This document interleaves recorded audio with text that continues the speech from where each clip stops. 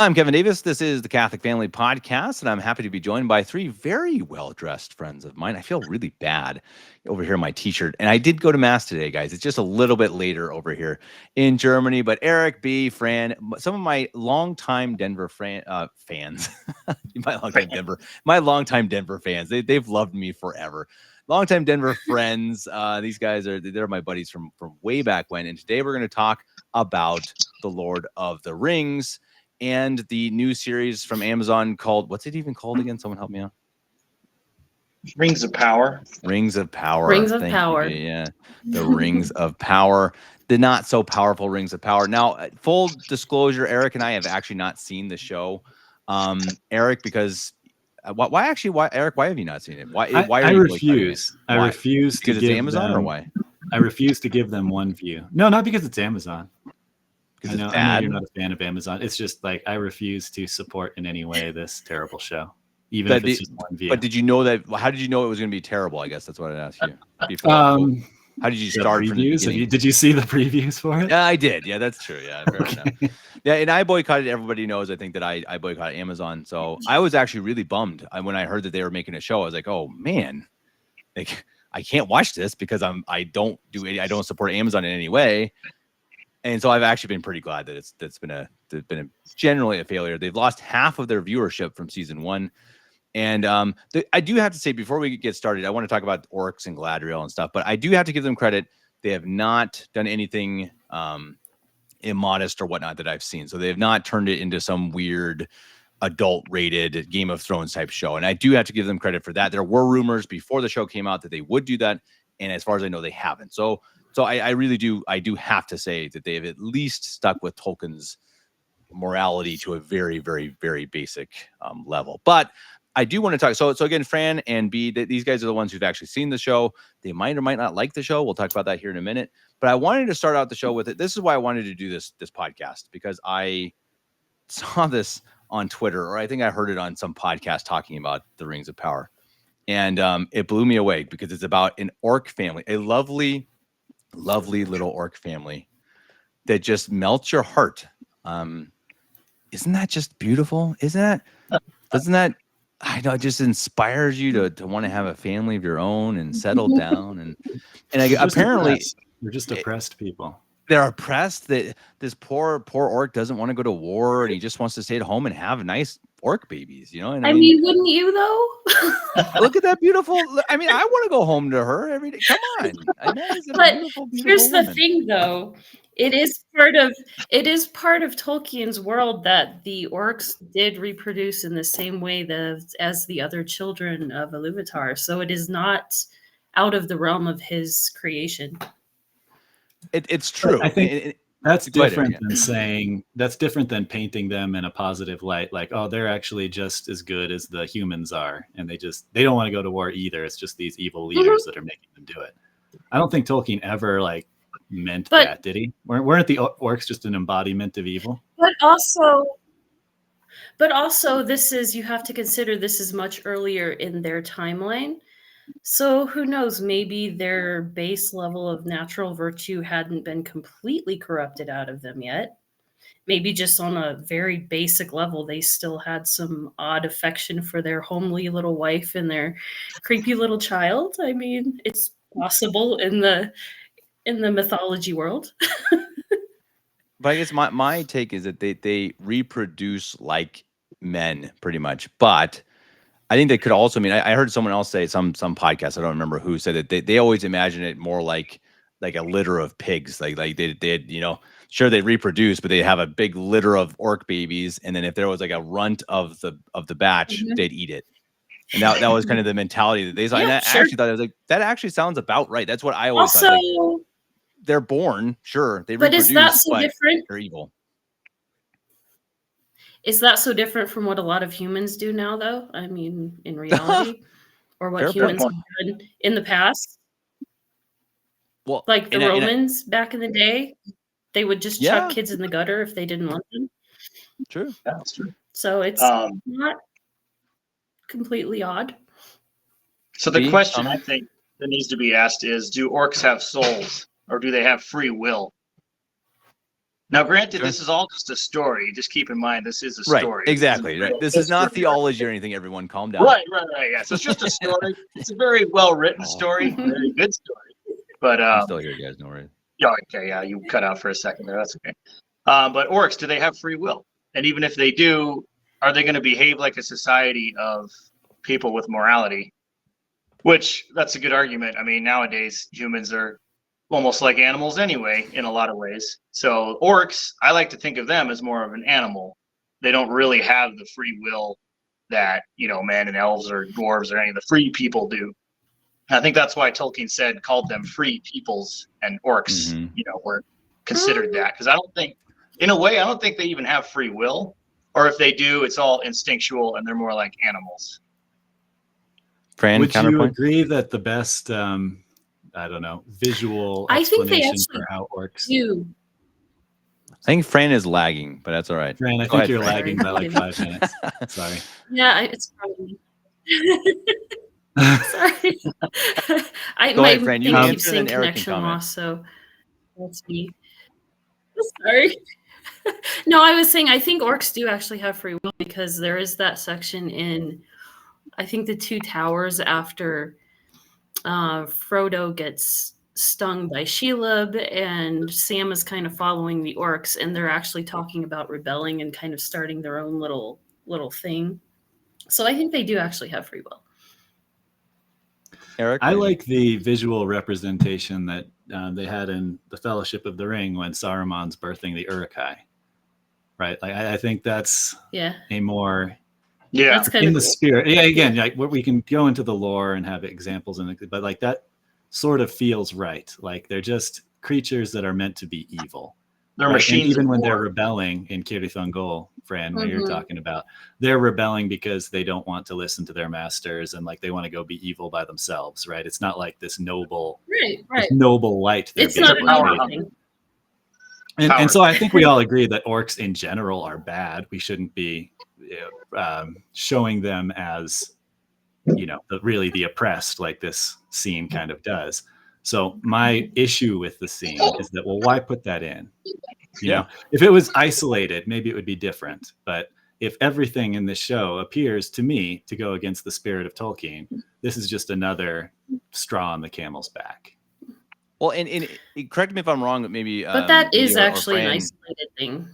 Yeah, correct me if I'm wrong. That I think that they are, the orcs are like kind of they're kind of being persecuted, right? They're being pushed out of their lands, and so they were created or whatever by this elf who or a bad, it once was an elf and he fell away or whatever, and then he kind of created them, and so now they're being kind of forced out of their lands or whatnot, and then they made Mordor in a day, and so it's kind of like it seems to me they're pushing this agenda of, I don't know, immigration, or it's kind of like this, how dare you judge anyone by what they, how dare you judge an orc because they look like an orc? It's like, no, guys, they're evil. I mean, and I think it's always that. I mean, it's kind of part of modernism, right? It's that relativism. It's there's no evil is subjective. It's all a matter of who is looking at it. It's like, that's not true. There is good and there is bad, and of course with people, of course people have their own levels of good or evil. But I mean, I think that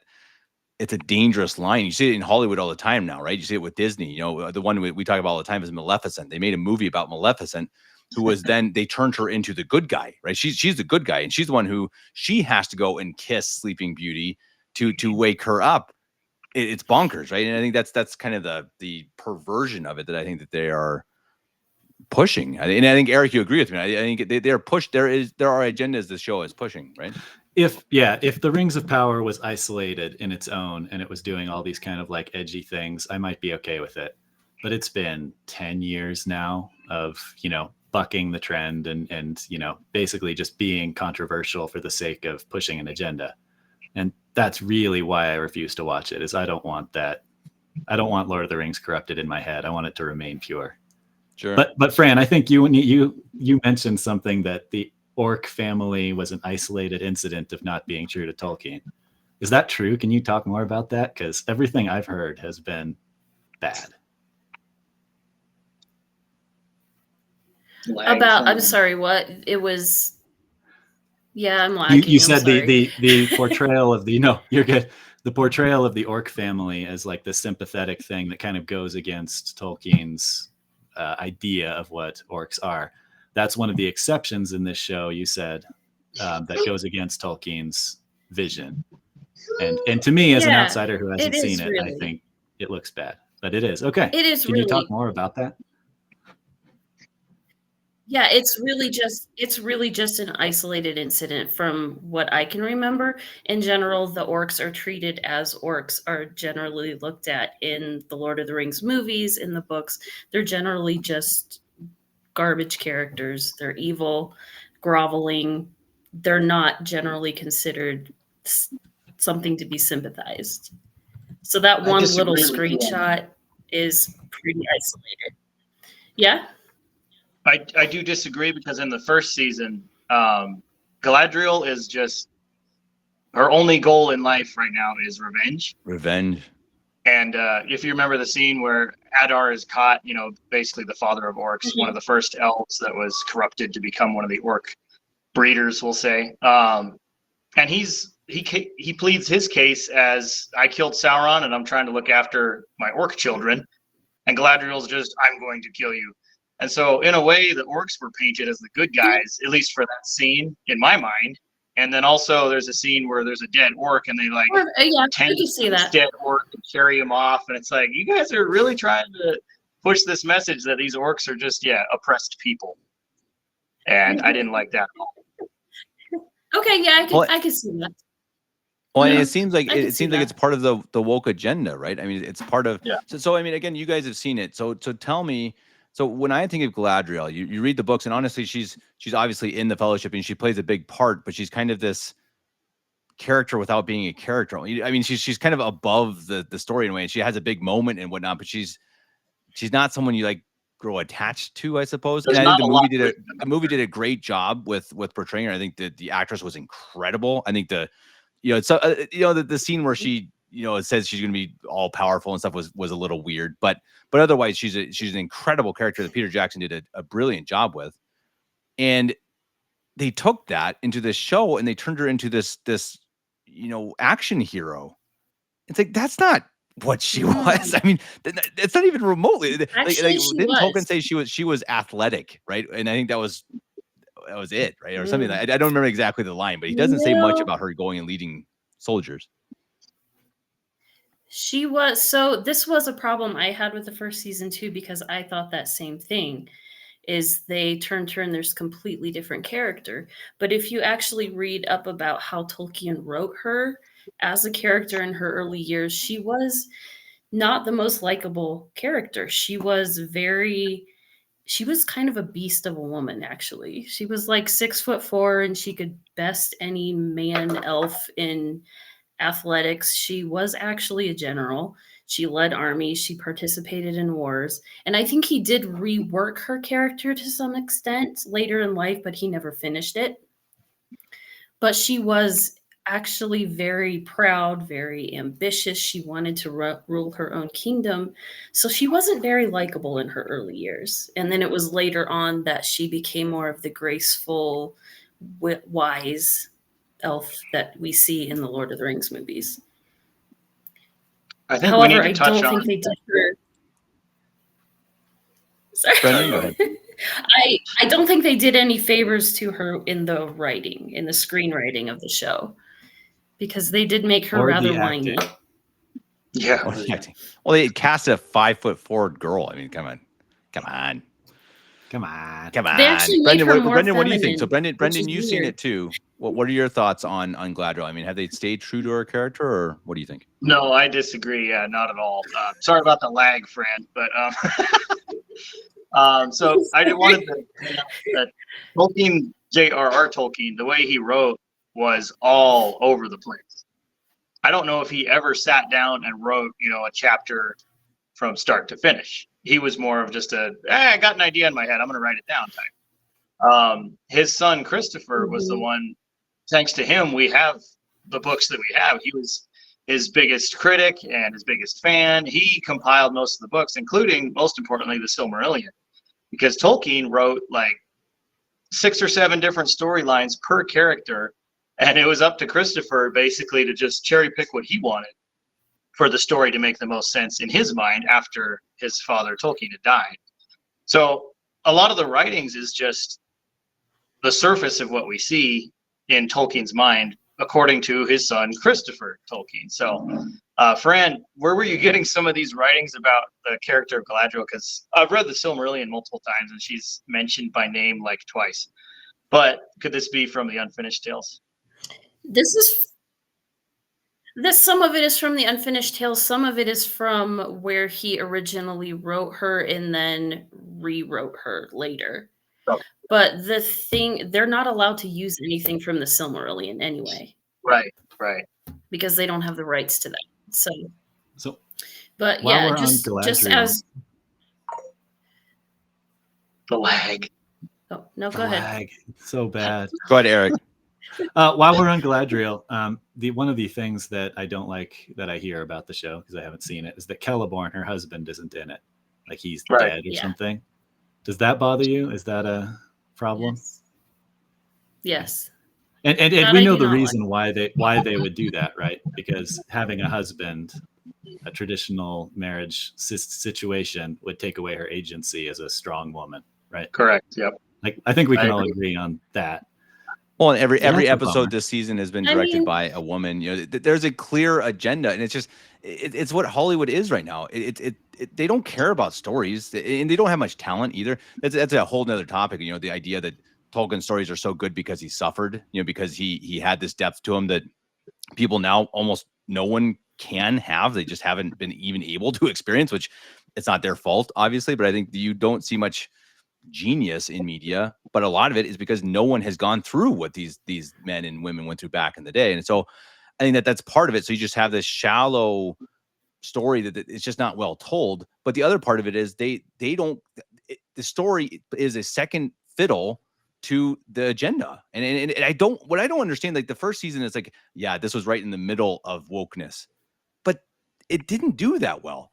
And then they still made season 2 and they didn't change anything. I mean, it's like, what are you doing? They are so obsessed with wokeness that it's like, hey, let's just, nope, we got to stick with Galadriel being a girl boss and, making all the elves black and Asian. It's like, it's so dumb. I mean, Fran, I'm sorry. I don't know how could you possibly argue for a show that is writing Tolkien, his entire idea was to make a mythology for England, medieval England, and they put in half their characters are black and Asian in their elves and stuff. It's ridiculous. I mean, Fran, they have a dwarf woman who's black. She lives underground, Fran, underground, like under the mountains in the dark, and she's black. Explain this to me, please. It's dumb. It's not just maybe bad, there's a dumb. lot of coal dust down there, man. Come on. Oh yeah, it must be. I mean the race reverse thing albino.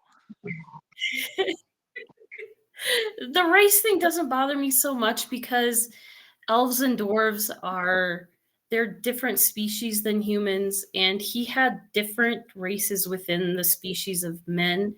So it's conceivable that there could be different species within dwarves and elves. It's a little weird, but also if you look at a map of Middle Earth, it's not England off as an island yet. So who knows who could have come across the land bridge.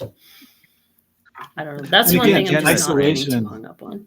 In isolation, that's fine. But when they're race swapping everyone and everything, it's annoying if nothing else. And the place there's a place to put different races in Tolkien's Legendarium, right? You have Rune and you have the Easterlings and all that. Like that's where you should be putting that in. And I'm sure there are good Easterlings, and they're not all evil marching for Sauron. You can tell those stories and still be true to Tolkien. You don't have to race swap a dwarf queen. I don't know. It's off-putting to me. I agree, because if this is a story of English people, it's an English story. If you want, a Moroccan story, then tell a Moroccan story and get Moroccan actors for the most part. If you put, a Texas guy as the lead role in a Moroccan movie, for good reason, you'd be angry about that. if you're Moroccan and you want your color represented in that role, because that's what the story is. I mean, that's the background of the story. So sorry to disagree with you again, Fran, but I don't defend the whole race swap thing, and definitely not the swap. Huge. And it's not like when Jackson's trilogy came out, everyone was white. It's not like African Americans and other races didn't like it still. Yeah. You know?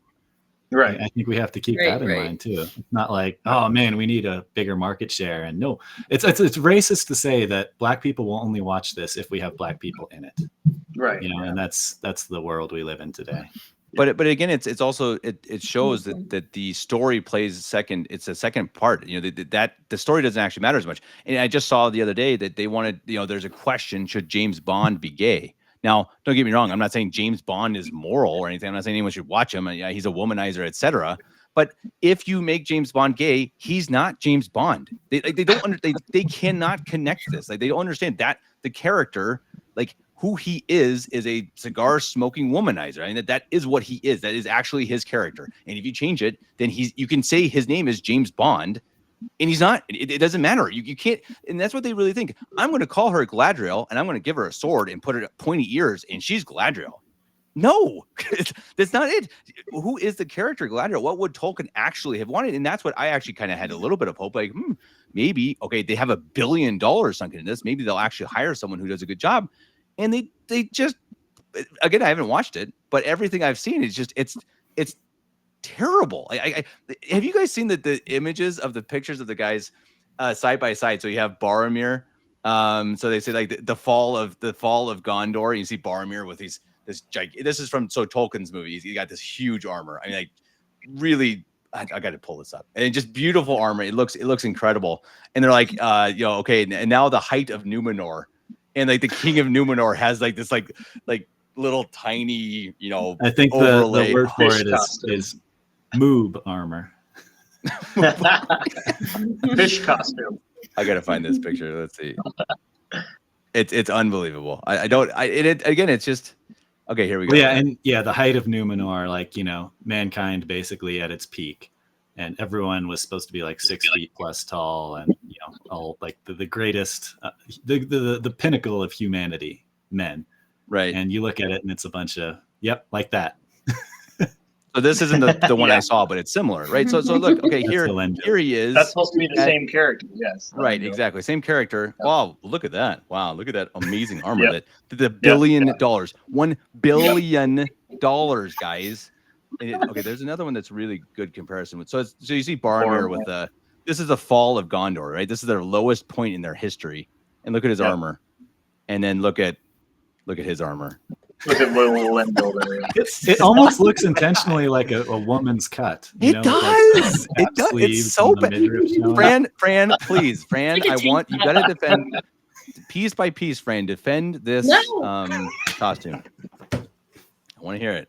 I'm not defending the armor, man. Oh man. Well, didn't I see again? I've watched a lot of these reviews. Wasn't there a scene too where the Numenorians, or who was it? Someone was like, you know, hey, they took all of our jobs. You know, kick them out, kick them out. They took all of our jobs. Brendan, what was that? What was that about? So, yeah, probably the biggest issue I have with the whole Rings of Power is Numenor. Just for some backstory, the Second Age takes place over thousands of years. The Rings of Power are technically forged like midway through the Second Age. And this is, I don't know the exact, but probably Elendil's great-grandpa is being born around the time the Rings of Power are being forged. And this show is showing the Rings of Power being forged, Sauron being involved in the 3 Elven Rings being forged. That's another huge problem. Yeah. And then Elendil and Isildur being alive, and Sauron is, you know, barely making the Rings of Power. So it's just, the timeline is so bizarre. Sorry, I got off track here. What was no, devil's advocate there. I think like that's actually less important, right? Like you can still tell those stories. You don't want, you know, a story that takes 7 years to develop so you can see all these characters. Like that's a forgivable bending as long as it doesn't affect the spirit of Tolkien. Yeah, but Right. I still think it's cheap Yeah. though, right? Because you're still like, hey guys, remember this guy? You remember Elendil? You remember? Hey, Yeah. remember? It's Remember? so cheap. Remember Yeah, berries? remember. Yeah. They can't just like, hey, make your own stories, make your own character, or take a character. There's tons of characters Well, even I from the think- appendixes. Just take it and run with it. Don't take Isildur. You don't have to. Oh. Yeah. Fran, go ahead. Defend it. No, I was saying I think part of that is just because they don't have a lot of material to go on for the Second Age. So they just kind of had to develop a lot of extra stuff and then just use what familiar characters they had, because there is not a lot that they're allowed to use. As far as actual okay, but let's say Game of Tolkien-written Thrones. Obviously, Second Age material. none of us have seen Game of Thrones, right? But Mhm. it came from a book that it just came from nowhere, right? There are characters that I'm sure most people who watched it didn't know. So they just said, hey, here's some characters who are interesting. And you don't had to have already seen a movie 20 years ago and known the names to have it. They feel like we can't make a story, even from Tolkien's, the story he already wrote. We can't make a good enough story from characters that people already haven't heard about. We have to take from Peter Jackson's story, because we can't make it good enough. We have to steal from Jackson, because Jackson's movies were so incredible. They're legendary, probably the best movies ever made. And we can't do it on our own because we don't have the talent. So we have to take from his characters. That's because evil can't create, it only corrupts. Oh, nice.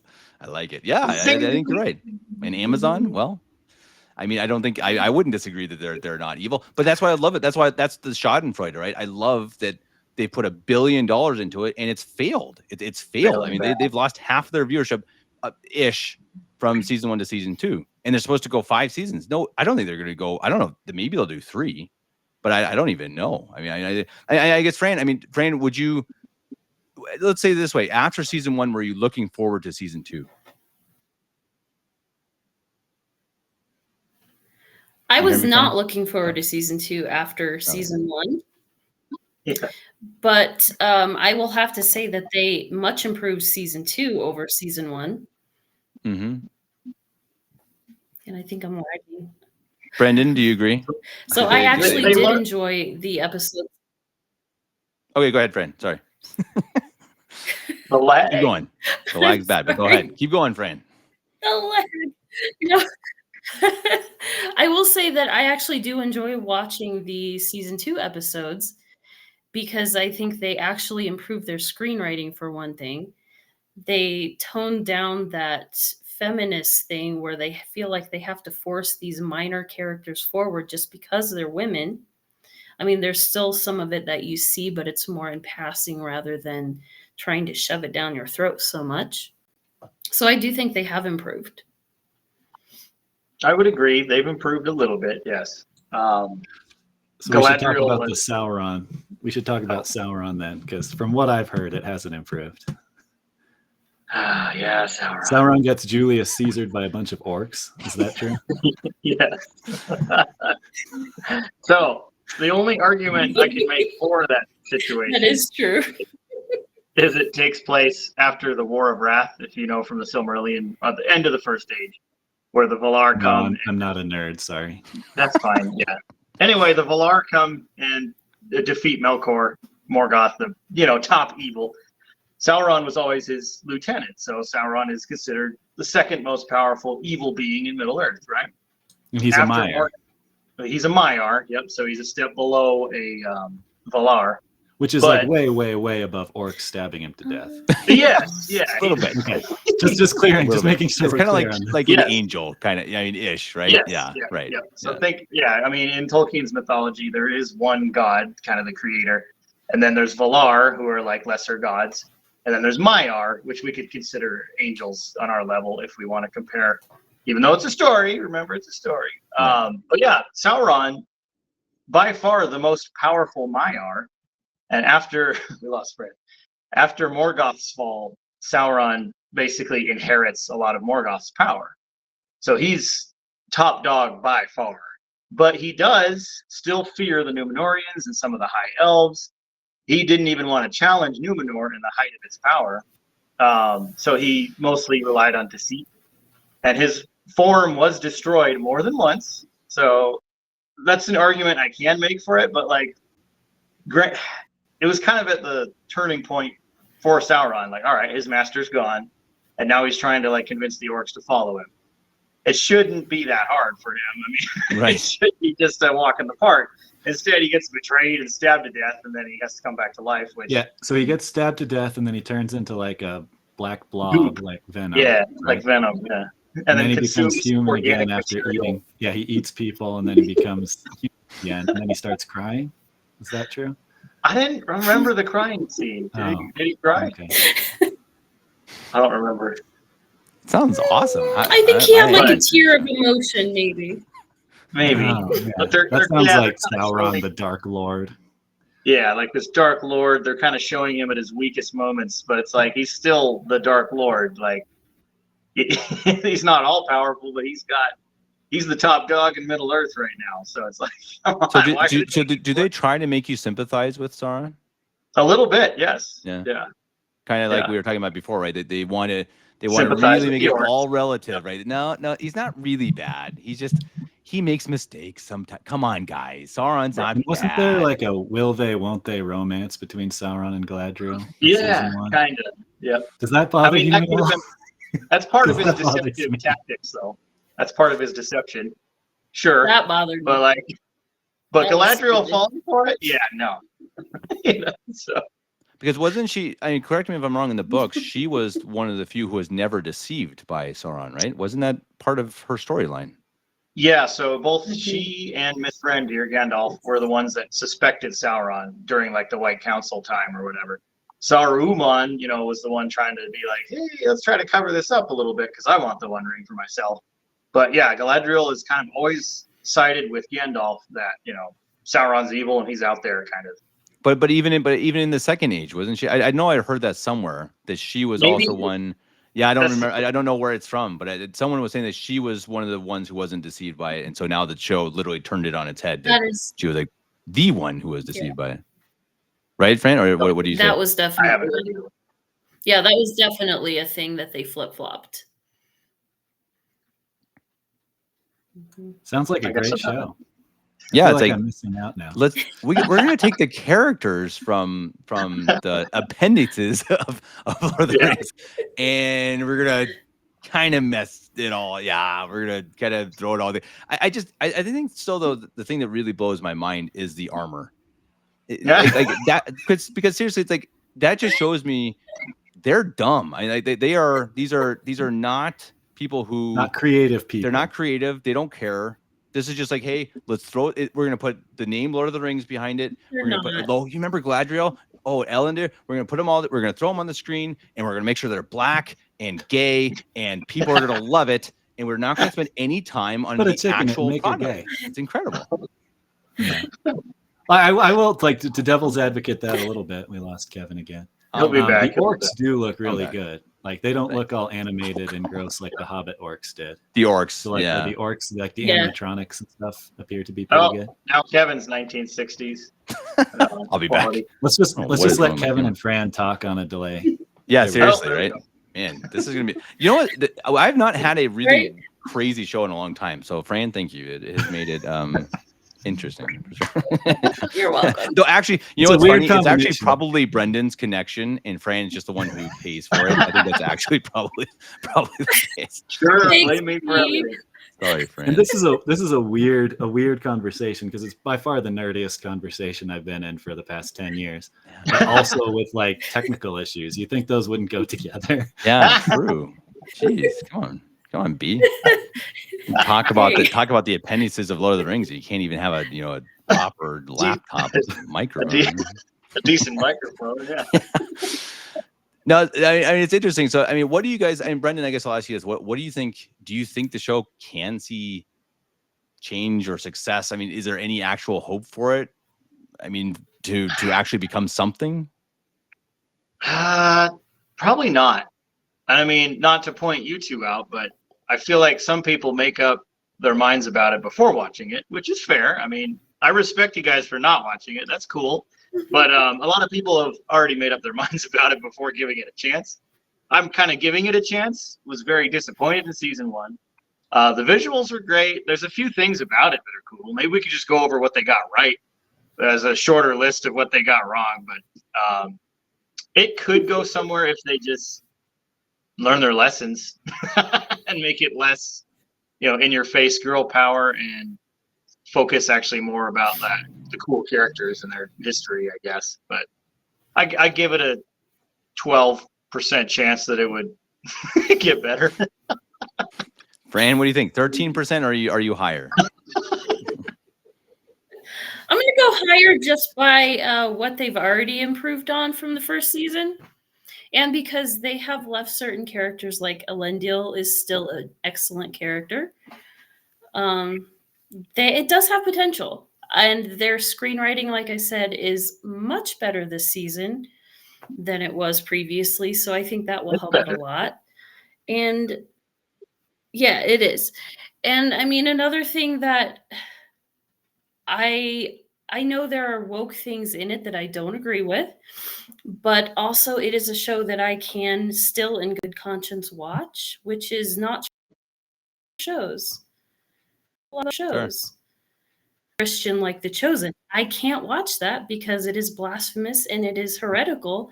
So that I can't watch, but this I can. Right. So fair. You can always just watch the extended editions of Peter Jackson's trilogy on repeat. Exactly. Over and over and over. It's true. It's like, and I think that's part of why I do that anyway. Yeah, right. But that's why I think that's all of us probably that we all really love all of the material. We love the books and the movies. And so that's why, to me, to come at it with this perspective of, again, not really trying to tell a story, not making the armor, I just doing it disservice. I think it's just like, come on, this is really, I think it's the greatest, for sure, the greatest fantasy ever written. I mean, one of the greatest novels, I think, if you want to call it a novel, but I mean, it's, and then it just come at it. And you got $1 billion, go hire Steven Spielberg or something. Come on. I mean, hire the best people on the planet to make the show, and they clearly didn't. And they just did. They were more concerned about the message than they were about the actual show. And I think that's what it blows me away. And again, I'm happy because I wasn't going to watch it anyway. But I guess, Brendan, you're right though. I mean, before we end, give me a couple of things. I mean, Franz, I think the biggest one is that it is appropriate. Like you can watch it, and that's a big one. That's a really big. I totally give it that. I think that's a very good point. And props to them because, obviously they did want their own version of Game of Thrones, but they went in a family-friendly way. So very, very big props. Come on. But Brendan, what is with this camera? Brendan, I'll ask you then, what are some other, this camera's going to drive me crazy, other positive things of the show? Yeah, I mean, I just want to touch on the points you made. It's a clean show. And even concerning language, which that bothers me too, when there's a show which is language. It's just not as enjoyable. So I appreciate a show that's not only clean, but free of language as well. So I don't know if you want to say family friendly, but just a show that you can enjoy, morally, that's great. So that's a huge props to that. As far as a retreat into Middle Earth, which we all kind of desire, because it's a great fantasy. It's fun to go into the world of Middle Earth, but you just don't feel like you're in the world of Middle Earth watching this. It's a cool show, sort of, but you're not really taken to Middle Earth because they're not telling the story very well and more focused on diversity than they are about cool props and great actors and very good writing. So yeah, season 1 was just not good, and it was a setup, setting everything up. Season 2, they learned a couple lessons. My favorite one was Galadriel just made a mess of life in season 1. Just every decision she made was a mistake, everything. And so season 2, she kind of faced the music a little bit, and Gil-galad, her High King, was pointing the finger, putting her in her place a little bit. And I was like, all right, that's cool. But then there's no repercussions. There's no punishment. She's basically downgraded from commander to lieutenant. It's like, okay, well, at least she got punished for being dumb. So that's real quick. Yeah. Didn't she jump out of a ship that was sailing across an ocean, try to swim to the shore in the middle of the ocean? And ran into Sauron. And ran into Sauron on a boat that had because his ship had sunk or something. and help Sauron rise to power. Yeah, case in point. So every decision she makes is a mistake. So it's nice that in the second season they're like tone it down a little bit, Galadriel, but she's still annoying. But yeah, just from the perspective of it's a clean show to watch, it's good. It's just not quite Middle Earth level that it should be. Before we go to Fran, I kind of have a follow-up question. What would they have to do to make you stop watching it? Put some gay character in there or something like that. You know they're planning that, Coming. right? The It's showrunner has coming. said they're planning that. Yeah. No, Are they they said there's planning already. Didn't they say there's It's already a Celebrimbor. character? Celebrimbor? probably. Yeah. It's Celebrimbor. Oh, that's the biggest heartbreak is Celebrimbor already. He's an They idiot. make him look like a complete moron. I mean, he doesn't know how to forge anything. Sauron has to do it all for him. And then he gets, you guys aren't going to watch it anyway, but he gets re-deceived by Sauron in the second season, like right away. Just, he was even told by Gil-galad, Elrond, and Galadriel, don't trust this guy named Halbrand because he's Sauron. Or just don't trust him. I forget if I don't think they told him, but don't trust him. And then he's like at the gate, like, hey, let me in. It's raining. Like, we're friends, right? And he's like, all right, yeah, come on in or whatever. And Sauron shows a little bit of his powers by walking into a flaming forge and coming out looking like an elf. And he's like, oh, you must be from the Valar. So it's just Celebrimbor is a complete moron in this show. And it's just, if they make him gay, yeah, I'm turning it off. Because that's They're going to. If they do, yeah. If they make it that long. I don't know Yeah. if they're going to make it that long, honestly. Yeah, Celebrimbor is probably the biggest heartbreak in the series so far. More than Galadriel and Sauron, after all we've said. And the random tweaker that builds Mordor in a day. And Elrond's haircut. Come on. Oh, Elrond's hair, yeah.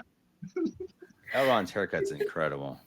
That's another one of those choices. It's like, why? Yeah, I know. Well, same with Celebrimbor. His haircut's stupid too. I mean, make them look like elves, which Tolkien gives a description of what elves look like. Generally fair-skinned and very long, silky hair or whatever. Tall and fair is usually how he describes elves. And then they put these just weird actors in there. I don't even know the guy's name, but yeah, Celebrimbor is just a complete letdown. And Elrond's hair. Yeah. And Elrond. Fran, okay, so Fran, what do you think? Give us you've already given us a few things, but give us your pitch for why people should watch the show.